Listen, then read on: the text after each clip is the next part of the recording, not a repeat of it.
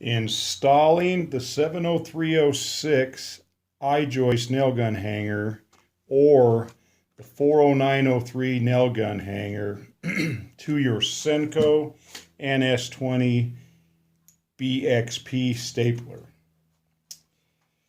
First thing you need to do is remove the bolt holding the track to the body. Save the original washer, the original nut, discard the bolt. You'll need to pick yourself up a new bolt, an M5 by 0.8 by 20, or if you order off the website, we'll make sure you get the correct hardware. Place the washer onto the new bolt.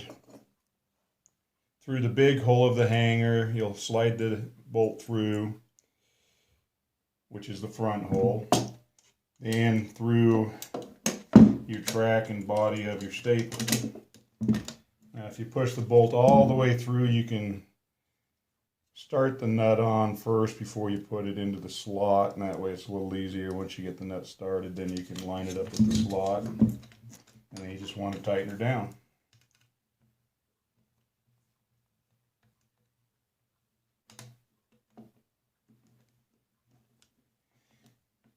Tighten it down nice and tight. Check it every now and then. Make sure that it hasn't loosened up on you.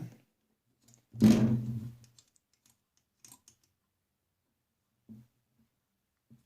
there you go. A new heavy-duty hanger on your stapler.